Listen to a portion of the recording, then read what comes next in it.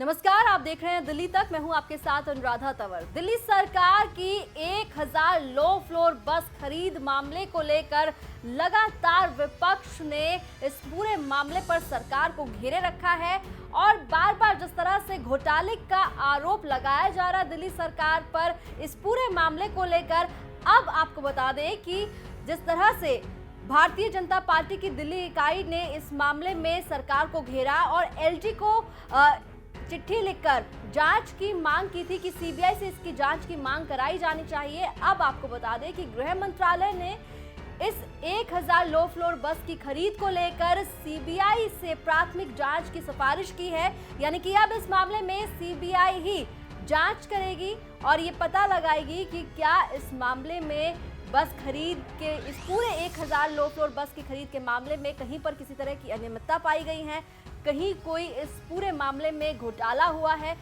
क्या सच्चाई है इस पूरे मामले की। सीबीआई जांच के बाद ये साफ होगा। अब आपको जरा ये बताते हैं कि किस तरह से ये पूरा मामला सामने आया और इस पर किस तरह से सियासत हुई। पहले आपको ग्राफिक्स के जरिए ये पूरा मामला समझाते हैं। मार्च 2020 में 1000 लो फ्लोर बस खरीदने का सरकार ने टेंडर डाला। नवंबर 2020 में डीटीसी ने टाटा और जेबीएम ऑटोमोबाइल बस डिवीजन को कॉन्ट्रैक्ट देने का फैसला किया। जनवरी 2021 को दिल्ली सरकार की ओर से टाटा को 300 और जेबीएम को 800 लो फ्लोर बस का ऑर्डर दिया गया और मार्च 2021 में, जी हां, बीजेपी के विधायक विजेंद्र गुप्ता ने सदन में ये मुद्दा उठाया और ये कहा कि इस पूरे मामले में अनियमितता पाई गई है।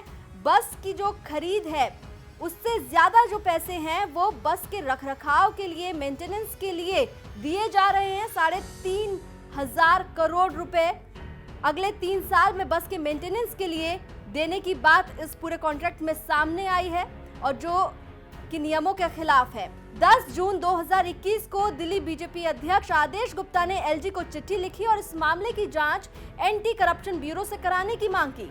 इस चिट्ठी में उन्होंने ये भी बताया कि जो 1000 लो फ्लोर बस हैं उनकी कीमत 875 करोड़ है, जबकि बस की 3 साल की मेंटेनेंस के लिए सरकार 3,500 करोड़ रुपए खर्च कर रही है।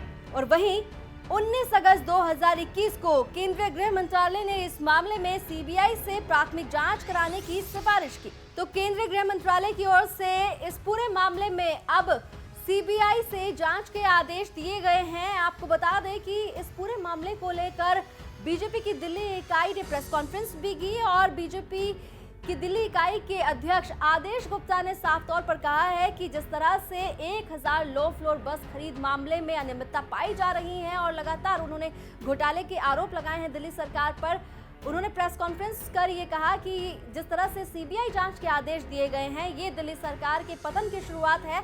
और साथ ही उन्होंने ये कहा कि दिल्ली के मुख्यमंत्री को कैलाश गहलोत, जो कि दिल्ली परिवहन मंत्री हैं, उन्हें उनके पद से हटा देना चाहिए, उनका इस्तीफा ले लेना चाहिए और उन तमाम अधिकारियों को फिलहाल निलंबित कर देना चाहिए जो जांच को प्रभावित कर सकते हैं।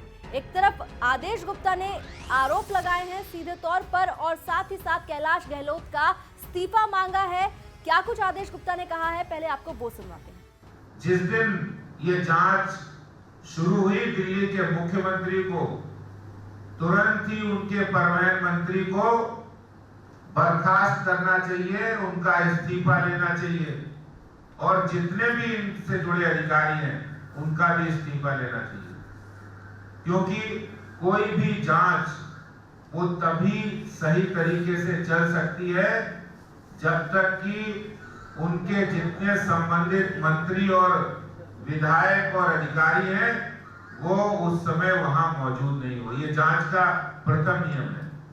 इसलिए मैं दिल्ली के माननीय उपराज्यपाल से मांग करता हूं और मुख्यमंत्री से भी कहता हूं कि आप अगर वास्तव में दूध के धुले हैं, अगर आप वास्तव में ईमानदार हैं, अपने आप को कहते हैं, तो आप सबसे पहले परिवहन मंत्री को बर्खास्त करिए। ऐसा नहीं हो सकता कि ये सीबीआई जांच जब चलेगी दूध का दूध पानी का पानी हो जाएगा। सब बातें किसी से छुपी नहीं। किस तरह से आपने लोगों को, संस्थाओं को अपने पक्ष में लाने की कोशिश की, और जो रिपोर्ट मेंटेनेंस पर पीछे आई थी उसको किस तरह से आपने मीडिया के अंदर उसको दुष्प्रचार किया, क्लीन चिट मिल गई है, जबकि सरासर झूठ था।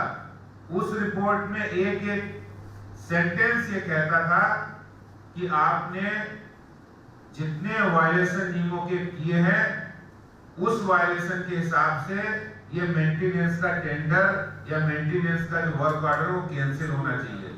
एक और बीजेपी सरकार को घेर रही है तो दूसरी तरफ कांग्रेस भी पीछे नहीं है। इस पूरे मामले को लेकर दिल्ली कांग्रेस अध्यक्ष अनिल चौधरी ने सीधे तौर पर सीएम अरविंद केजरीवाल के इस्तीफे की मांग की है। उन्होंने ट्वीट कर कहा है कि इस पूरे मामले के लिए जब तक सब कुछ सामने नहीं आ जाता, सच सामने नहीं आता, तब तक सीएम अरविंद केजरीवाल को अपने पद से इस्तीफा दे देना चाहिए।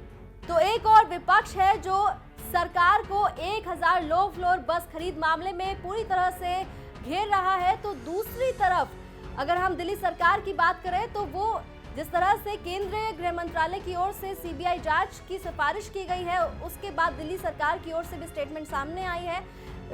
दिल्ली सरकार की ओर से आपको बता दें सौरभ भारद्वाज सामने आए और उन्होंने कहा कि ये दिल्ली सरकार को परेशान करने की साजिश है, क्योंकि पहले भी इस पूरे मामले की जांच हो चुकी है और दिल्ली सरकार को क्लीन चिट भी मिल चुकी है। डीटीसी बस की खरीद को लेकर के सीबीआई की प्रिलिमिनरी इंक्वायरी कराने की बात आ रही है। सौरभ भारद्वाज हमारे साथ है, किस तरीके से देखते हैं, क्योंकि जो पूरा मसला है उस पर पहले कमेटी भी बनी, अब सीबीआई इंक्वायरी की बात। देखिए, जो पुरानी कमेटी बनी उसमें तो कोई खास चीज़ निकल के नहीं आई, और मुझे याद है कुछ साल पहले एक शुंगलू कमेटी बनाई थी जिसके अंदर करीब 450 फाइलें दिल्ली सरकार की जो थी वो केंद्र सरकार ने अपने पास रखी, उसकी पूरी जांच कराई। सालों तक दिल्ली के प्रोजेक्ट्स डिले हुए, चाहे वो सीसीटीवी का प्रोजेक्ट हो, चाहे वो मोहल्ला क्लिनिक का प्रोजेक्ट हो, सब प्रोजेक्ट्स उसकी वजह से डिले भी कराए गए और अंततः उसमें कुछ नहीं निकला। दिल्ली की परिवहन व्यवस्था ऐसी है कि यहाँ पे सिर्फ सीएनजी बसेस चल सकती हैं।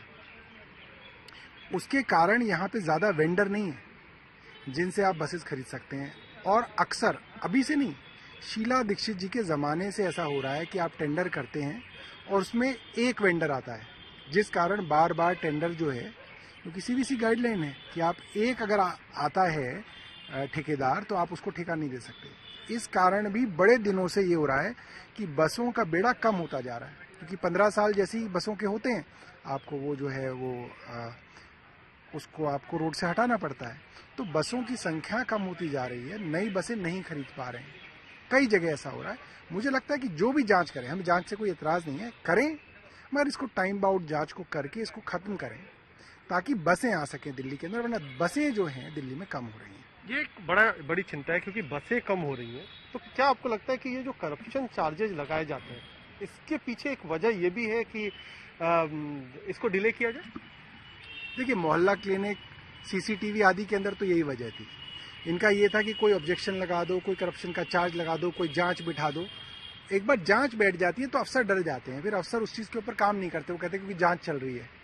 तो मुझे लगता है कि बीजेपी का एक बड़ा कैंपेन रहा है कि बस नहीं है, बस नहीं है, बस नहीं है, और अब बस आ रही है तो इसको किस तरह से जांच में फंसा दिया जाए और दिल्ली के अंदर बसें जो हैं वो ना आए और फिर इस चीज़ पे शोर मचाया जाए कि साहब बसें कम हो रही हैं। मेरा ये मानना है कि हम किसी जांच से डरते नहीं हैं, घबराते नहीं हैं। जो जांच हुई है उसमें कभी तक कुछ निकला भी नहीं है। जांच करें मगर टाइम बाउंड हो, 2 महीने 3 महीने में जांच करके खत्म करें इस मामले को।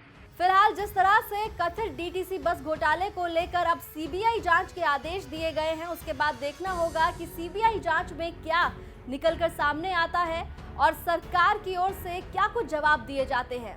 दिल्ली एनसीआर से जुड़े तमाम खबरों के लिए आप देखते रहिए दिल्ली तक।